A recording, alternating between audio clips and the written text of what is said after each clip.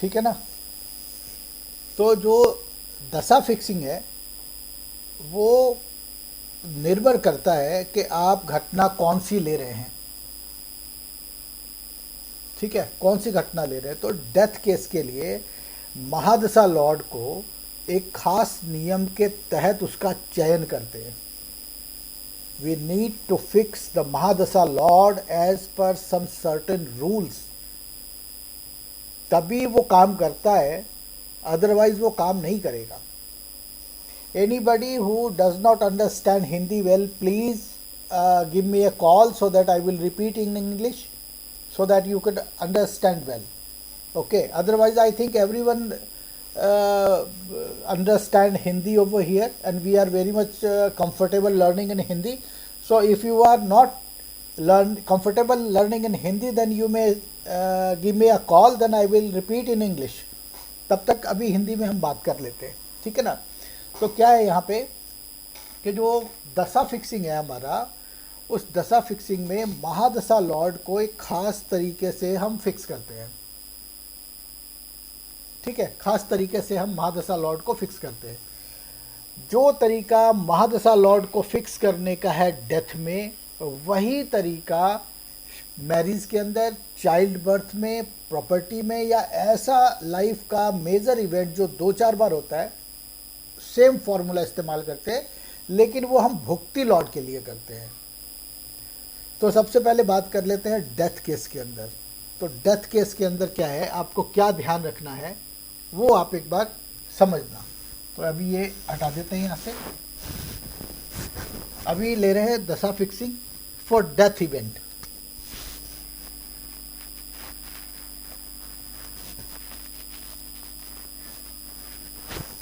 Death event में सबसे पहला जो आपको देखना होता है वो कि लॉन्गिविटी आपको चेक करनी है।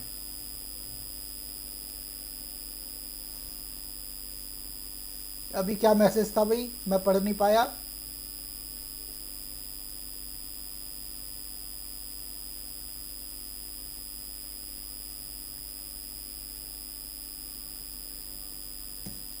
आपका जहां पे लिखा है ना यू, आप वहां पे कर सकते हो, मेरा ख्याल है ऐसा कुछ है।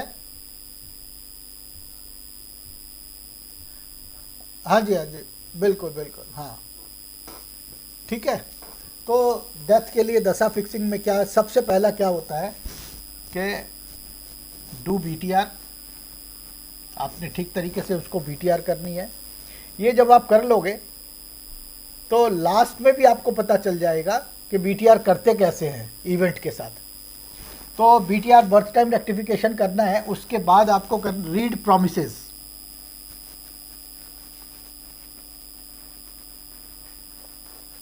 Promise for longevity. लॉन्गिविटी का आपको प्रॉमिस चेक करना है कि उसकी लॉन्गिविटी जो है वो फुल लाइफ स्पैन है, मीडियम है या शॉर्ट है। पैरामीटर तो महादशा लॉर्ड ऐसा भी हो सकता है कि वो डेथ के पैरामीटर पे बिल्कुल सटीक बैठ जाए। वो आपने देखा कि ये शॉर्ट लाइफ स्पैन के अंदर आ रहा है, जबकि प्रॉमिस में फुल लाइफ स्पैन है, तो वहां पे वो डेथ नहीं दे पाएगा। और ये बहुत ही जटिल है, मैं आपको बता रहा हूँ इसको निकालना। अभी डॉक्टर लाजवंती के कोई रिलेटिव थे, उनकी डेथ की बात हुई कि भाई वो उनको ना कुछ इश्यूज था, हेल्थ इश्यूज था मेजर। तो मैंने प्रिडिक्ट किया कि 20 तारीख या दिसंबर प्रिडिक्ट किया मैंने कि दिसंबर पार हो जाए तो ये बच जाएंगे, लेकिन उनकी 15 जनवरी को डेथ हो गई, है ना। 15 जनवरी को डेथ हो गई। महादशा तो बहुत लंबा चल रहा था, लेकिन जो कैलकुलेशन पार्ट बीच में आया वो उसमें 15 दिन के लिए मैं फेल हो गया। वो 15 दिन बाद डेथ हो गई, 15 दिन या 20 दिन। वो डॉक्टर लाजवंती ने अगर ज्वाइन किया होगा तो आपको बता देंगे वहाँ पे। तो वो कैलकुलेट करने के लिए आपको बहुत बारीकी से ध्यान रखना पड़ेगा, और 15-20 दिन अगर आगे पीछे होता है तो आप उसके अंदर और भी मेहनत कर सकते हो, मुझे भी करनी चाहिए। लेकिन क्या होता है, थोड़ा आदमी जल्दीबाजी में रहता है या कहता नहीं ये पैरामीटर्स में पास हो रहा है, तो यहाँ पे प्रिडिक्ट कर देते हैं। तो खैर डेथ केस के अंदर तो मैं नहीं ज़्यादा बोलूँगा। तो यहाँ पे ये डॉक्टर लाजवंती ने ज्वाइन किया है क्या? नहीं किया है। अभी अभी उन्होंने दिया था कि भाई मुझे ज्वाइन करा दो, मैंने अभी ज्वाइन भी कराया था उनको। तो ये आपको पहले ये देखना है कि लाइफ स्पैन कितनी है उसकी। तो मैं जल्दी से जल्दी बता देता हूँ आपको। जब कभी भी पहले तीसरे, ये आ गई डॉक्टर, ठीक है ना, पहले तीसरे और आठवें घर का जो सब लॉर्ड है, इसकी इन्वॉल्वमेंट और कमिटमेंट, इन्वॉल्वमेंट बोलते हैं थ्रू पोजिशनल स्टेटस और स्टार लॉर्ड, और कमिटमेंट बोलते हैं सब लॉर्ड, फाइनल कन्फर्मेशन सब लॉर्ड। तो अगर इन भावों के जो सब लॉर्ड हैं वो केवल एक है ना, 3, 5, 9 और 11 जैसे घरों में जाते हैं, और डेथ वाले घर में नहीं जाते, जो डेथ इन्फ्लिक्टिंग हाउसेज हैं, 2 नंबर हो गया है ना, 8 नंबर हो गया, 7 नंबर हो गया और बाधक हो गया। अगर यहाँ नहीं जा रहा है और केवल ऐसे घरों में जा रहा है तो उसको फुल लाइफ स्पैन होती है। तो विसोंती दशा कितने साल की होती है? 120 वर्ष की। तो हम बोलते हैं कि ऐसे जातक की आयु जो है वो देश काल और पात्र के हिसाब से फुल लाइफ स्पैन है। और जब कभी भी पहले तीसरे और आठवें भाव का सब लॉर्ड ये जीवन को देने वाले घरों में नहीं जा करके केवल 1, 2, 8, 7 और बाधक, यानी 1, 8, 2, 7 और बाधक में गए हुए होते हैं, और जो लाइफ को देने वाले भाव हैं उस पर नहीं जा रहे होते हैं, तो वो अल्पायु होता है। अल्पायु का मतलब मैं आपको बताऊं, यहाँ पे जो शॉर्ट लाइफ होती है वो 0 to 33 ईयर्स होती है, और जो मीडियम लाइफ स्पैन होती है, मीडियम, वो 33 से लेकर के 66, और जो फुल लाइफ स्पैन होती है वो 66 ईयर्स से लेकर के 120 साल या उससे भी आगे देखा गया है। तो आपको ये ध्यान रखना है कि उसका जो लाइफ स्पैन है वो कितना है। जो लाइफ स्पैन आएगा उसके बीच में आपने महादशा लॉर्ड को फाइंड आउट करना है कि कौन से महादशा लॉर्ड के अंदर इसकी डेथ हो सकती है। क्लियर हो गया? तो आपको ये ध्यान में रख के चलना है। आगे आपको इसके आगे लेके चलते हैं। अब महादशा लॉर्ड के चयन में क्या क्या रूल्स हैं वो आप एक बार नोट करो। सबसे पहला रूल क्या बोलता है? एमडी यानी महादशा लॉर्ड ये को रूलिंग प्लैनेट होना चाहिए इन कस्प 1, ओके, 8 और बाधका। या एनबीसी चार्ट के अंदर, नारायण भाव चलित चार्ट के अंदर में जो महादशा लॉर्ड है वो पहले भाव में as a sign lord, star lord, sub lord या सब लॉर्ड बन के आना चाहिए। को रूलिंग कैसे आएंगे? राशि Lord, star lord, sub Lord and सब लॉर्ड। या एनपीसी में इन्हीं भाव में बैठे होने चाहिए, चाहे 1 में, चाहे 8 में, चाहे बाधक भाव जो है उसके अंदर में। कोई ज़रूरी नहीं है कि महादशा लॉर्ड को पीएस होगा तभी वो भाव काउंट करेंगे, ज़रूरत नहीं है, वो वहाँ पे बैठा होना चाहिए। तो ये पहला रूल है। अगर ये रूल महादशा लॉर्ड में नहीं है तो वो दशा डेथ नहीं दे सकती, चाहे वो सूर्य की 6 साल की दशा हो, चाहे शुक्र की 20 साल की दशा हो। नहीं दे सकती है मतलब नहीं दे सकती है। तो आप इसको बिल्कुल क्लियर कट साफ शब्दों में लिखिए। एमडी महादशा लॉर्ड मस्ट बी प्लेस्ड और को रूल इन कस्प 1 और 8 और बाधका। This is compulsory one. Now second rule,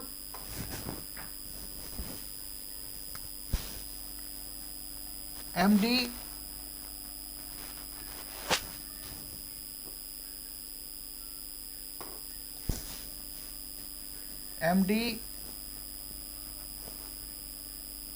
must be related with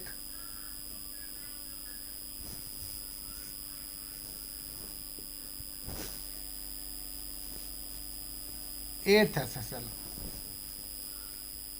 यानी कि जो महादशा लॉर्ड है उसका संबंध मृत्यु के भाव के मालिक के साथ होना चाहिए। अगर वो रिलेटेड नहीं है तब भी वो डेथ नहीं दे सकता है। एक एग्जांपल ले लेते हैं ताकि ये बात क्लियर हो जाए। अब एक प्लैनेट है, ये 7 को इन्वॉल्व करके 5 और 11 दे रहा हो, तो आप बोलोगे इस प्लैनेट की दशा में शादी हो जाएगी। तो मैं आपको थोड़ा सा अलग कर देता हूँ। ये जो प्लैनेट है ये मान लो 10th हाउस का सब लॉर्ड है, तो 10th हाउस के डीएनए में तो मैरिज नहीं होता। अब ये जो है वो प्लेस्ड हुआ है 6th हाउस के एसएसएल, यानी कि जो इस 10th हाउस का सब लॉर्ड है वो ऐसे प्लैनेट के स्टार में है जो कि 6th हाउस का एसएसएल है, तो वो 6 भी दे रहा है और 7 भी दे रहा है। अब उसके डीएनए में देखो क्या है, 6 नंबर। ये जो 5 और 11 आया है, ये मान लो ये प्लैनेट जो है वो 4th हाउस का एसएसएल प्लैनेट है, इसमें 4th भी आ जाएगा। अब क्या हुआ कि इसका संबंध जो है वो 7th हाउस के सब लॉर्ड के साथ नहीं बन रहा, तो वो 7, 5, 11 में जाने के बाद भी मैरिज नहीं दे सकता है, क्योंकि एक तो इसके डीएनए में फ़र्क है, इसका काम कुछ और है। अगर ये रिलेटेड होता 7th हाउस के सब लॉर्ड से तब ये दे सकता था यहाँ पे, लेकिन जब ये रिलेटेड नहीं है इसलिए वो नहीं देगा। यानी कि उसका संबंध होना चाहिए, क्या बोलते हैं ना एक ही थैली के चट्टे बट्टे, वो होने चाहिए। तो सेकंड रूल इज महादशा lord must be related to 8th SSL. What are the conditions for relating 8th cusp SSL? वो आपको नोट करना है एक बार, क्या क्या हैं रूल्स, कैसे कैसे होंगे, तो वो मैं लिखवा देता हूँ। MD may be 8th SSL itself। भाई जब वो खुद ही होगा तो उसके डीएनए में तो सीधा वही है ना, ठीक है। उसके डीएनए में क्या है, उसके डीएनए में तो 8th हाउस के सिग्निफिकेशंस तो है ही है। और सेकंड रूल क्या होगा, MD may be placed in 8th house in NBC chart. तो जो प्लैनेट जिस भाव में बैठा होता है वो उस भाव का वर्चुअल सब लॉर्ड होता है, इक्विवेलेंट टू सब लॉर्ड। तो जब वो किसी भाव में बैठ गया तो आप ये भी मान के चलो कि वो 8th हाउस का ही सब लॉर्ड है, ठीक है ना। तो क्या बोलेंगे, महादशा lord either may be the 8th house sub lord और it should be placed in 8th भावा इन एनबीसी चार्ट, तो वो रिलेटेड है। क्लियर हो गया, कोई दिक्कत नहीं है। इसके अलावा जो थर्ड है वो देख लीजिए, एमडी एंड 8th एसएसएल और वर्चुअल 8th एसएसएल है ना। यहाँ पे मैं वी 8th एसएसएल कर देता हूँ, ठीक है। 8th SSL MD and 8th SSL और वर्चुअल एसएसएल में प्लेस्ड इन कॉमन स्टार। कैसे देखेंगे, कैसे समझेंगे इसको, आप यहाँ पे समझ लो। मान लो ये जो एमडी प्लैनेट है ये मार्स है, और जो 8th हाउस का जो एसएसएल प्लैनेट है वो मान लो जुपिटर है। दोनों ही सैटर्न के स्टार में बैठे हैं। तो एक प्लैनेट अपना रिजल्ट कैसे देता है, अपने स्टार लॉर्ड से। तो इन दोनों का रिजल्ट क्या होगा, कॉमन होगा। तो महादशा लॉर्ड का जो स्टार लॉर्ड है वो और 8th हाउस के सब लॉर्ड का जो स्टार लॉर्ड है वो दोनों एक कॉमन स्टार में बैठेंगे, तब भी वो रिलेटेड हैं। This is third number rule.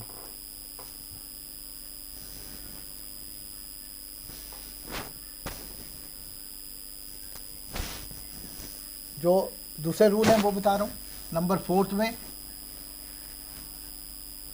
STL of MD may placed in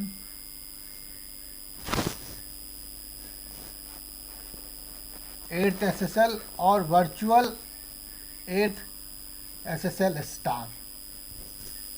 क्या मतलब हुआ? एग्जाम्पल ले लेते हैं। सपोज करो जो MD प्लैनेट है वो है मार्स, और जो एट्थ हाउस का जो सब लॉर्ड है वो है जुपिटर। तो Mars is placed in a Jupiter star, तब भी क्या है, वो रिलेटेड है। ठीक है, this is 4th number rule.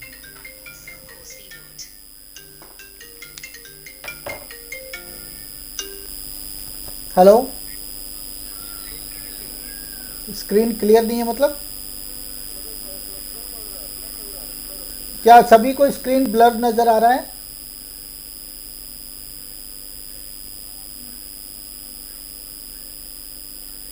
आप पिन पे क्लिक करो ना, मेरे वाले।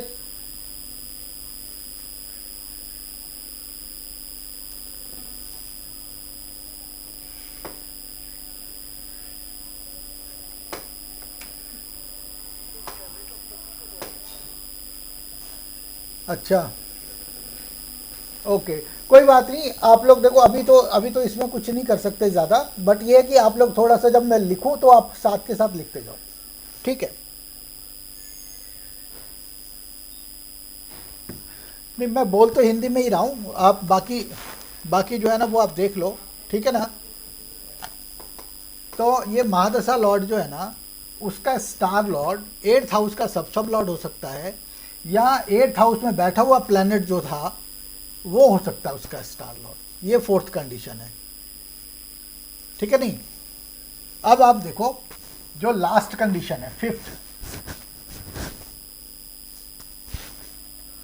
5वां कंडीशन क्या है कि STL में कोई भी प्लैनेट हो, MD के STL में कोई भी प्लैनेट हो, लेकिन SL में एट्थ SSL हो या वर्चुअल एट्थ SSL हो, सब लॉर्ड में। ठीक है,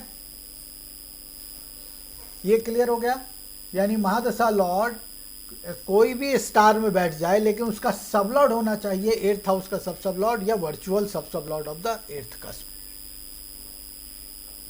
यहां तक क्लियर हो गया? कोई इशू नहीं है? ठीक है, आगे चलते हैं। अब डेथ के लिए जो इन्वॉल्वमेंट और कमिटमेंट है वो आपको थोड़ा सा ध्यान देना है कि इन्वॉल्वमेंट कमिटमेंट कैसी होनी चाहिए एट्थ हाउस की। तो एट्थ हाउस की जो महादशा लॉर्ड है उसकी जो इन्वॉल्वमेंट और कमिटमेंट और फाइनल कन्फर्मेशन है वो कैसे होगा, ये अभी मैं आपको, मेरे पास यहाँ पे है, हाँ है, मैं अभी ग्रुप में डाल देता हूँ। 1 मिनट होल्ड करो। बहुत सारे लोग कह रहे थे मुझे कि वो आप डाल दो स्क्रीन पे, तो मैं पहले वही वाला काम कर देता हूँ।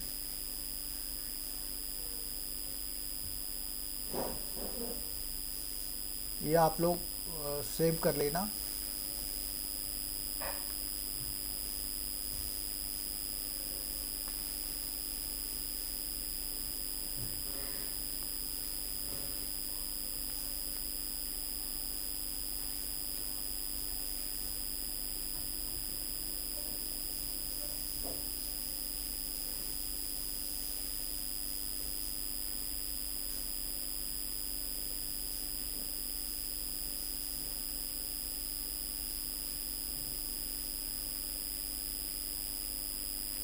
Sure. Give me 1 minute. I'm giving you involvement and commitment for all the major events.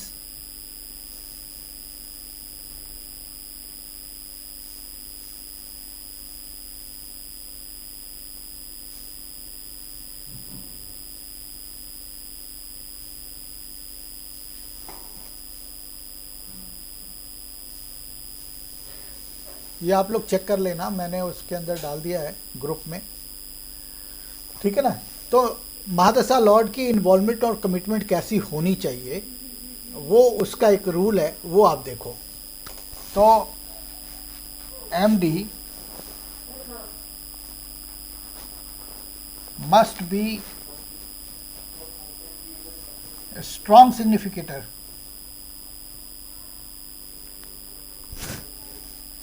1 and 8th cusp. जो महादशा लॉर्ड है वो पहले और 8वें भाव का स्ट्रॉन्ग सिग्निफिकेटर होना चाहिए। स्ट्रॉन्ग सिग्निफिकेटर से मतलब है कि जो 1 या 8 नंबर आए वो थ्रू सब लॉर्ड या सब लॉर्ड आए।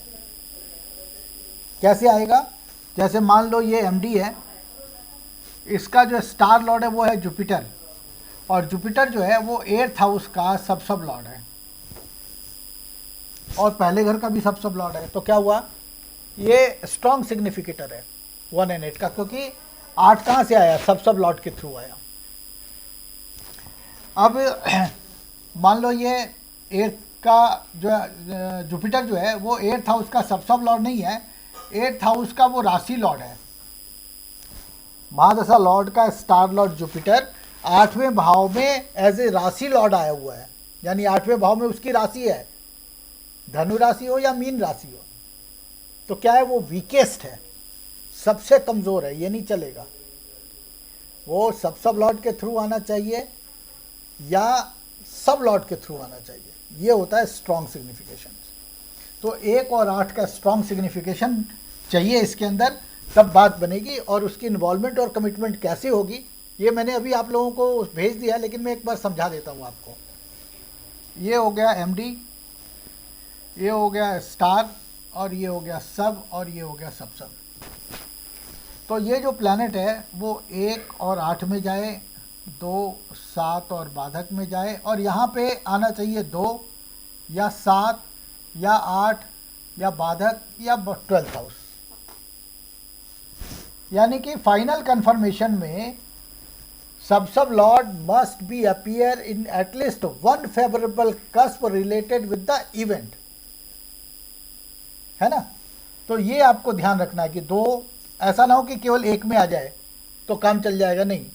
पहले हम लोग गलतियां कर रहे थे कि 1 में गया तब भी वो रिलेवेंट हो गया कि 1 ही मर रहा है, लेकिन नहीं है, यहाँ पे 1 नहीं आएगा। यहाँ पे 2, 7, 8 बाधक हो या 12वां घर होना चाहिए, तब वो डेथ होएगी। अब इसको कैसे भी घुमा लो, यहाँ आ जाए 2, 7 और बाधक जो यहाँ था उसको यहाँ ले आइए, और 1 और 8 में चला जाए, ये कॉमन रहेगा।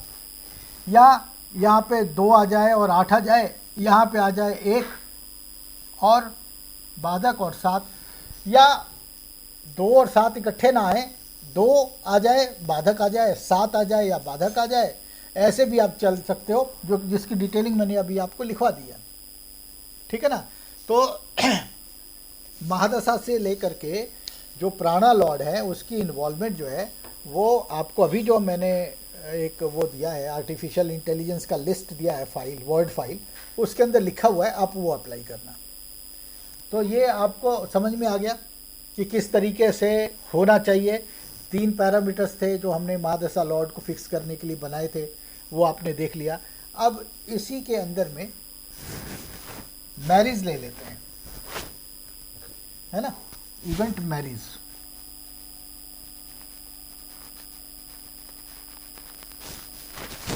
तो मैरिज में क्या होगा, जो महादशा लॉर्ड होगा ना वो होगा फेवरेबल और एटलीस्ट न्यूट्रल। अगर ये डिनाई कर दे, महादशा लॉर्ड अगर डिनाई कर दे मैरिज को, तो वो चाहे दशा 6 साल की हो चाहे 20 साल की, उस पूरी दशावधि में वो घटना घटित नहीं होगी। इनफैक्ट महादशा से प्राणा तक कोई भी प्लैनेट एक ऐसा आ जाए जो कि उस घटना को डिनाई कर रहा हो, वो घटना वहाँ पे घटित नहीं होगी जब तक कि ये दशा में रहेगा वो प्लैनेट। तो मैरिज के अंदर क्या होगा कि या तो फेवरेबल हो या न्यूट्रल हो। और भुक्ति लॉर्ड को हम टीम लीडर बनाते हैं। कंडीशन क्या होगा, जैसे हमने वहाँ रखा था, लेकिन उसके अंदर थोड़ा फेरबदल है। कैसे फेरबदल है वो देखो आप। हमने पहले बोला था ना कि जो महादशा लॉर्ड है डेथ के लिए वो 1, 8 या बाधक के अंदर को रूल होना चाहिए। कोई ज़रूरी नहीं है यहाँ पे। ठीक है ना, कि वो 7वें का कोरूल हो, 5वें का हो या 11वें का हो कोरूल, कोई आवश्यक नहीं है यहाँ पे। सिंपल जो भुक्ति लॉर्ड है शुड बी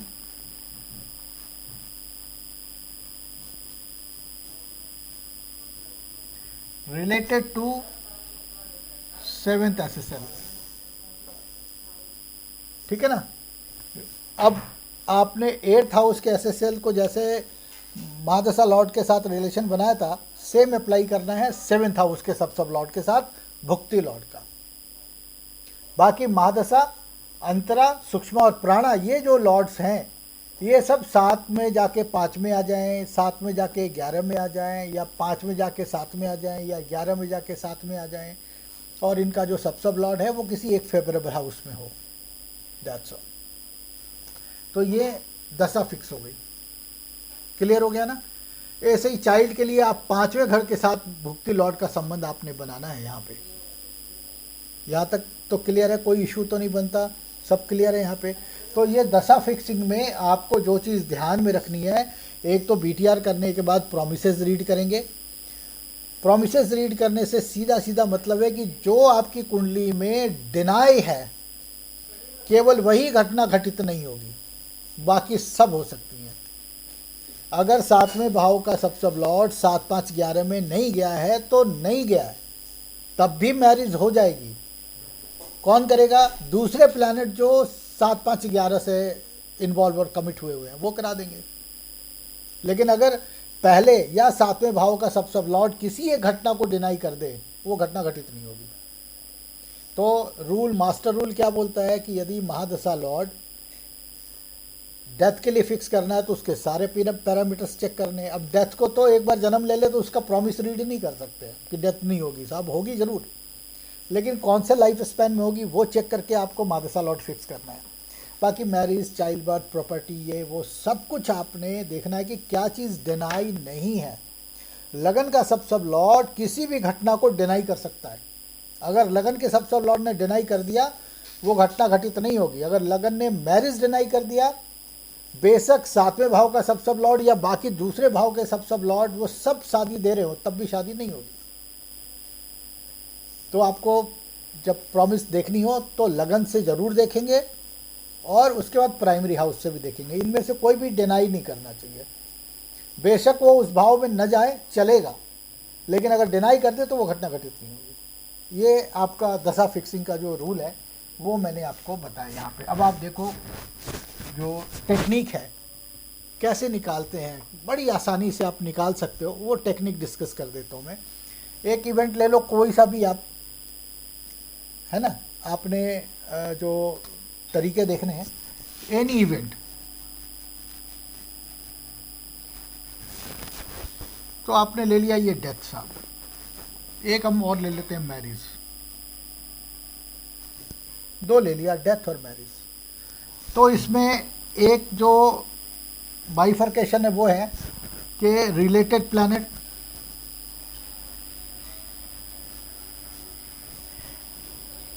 दशा लॉर्ड ये बन सकता है प्लैनेट जो रिलेटेड हो किससे, डेथ केस में 8 से और शादी में 7 से, ठीक है ना।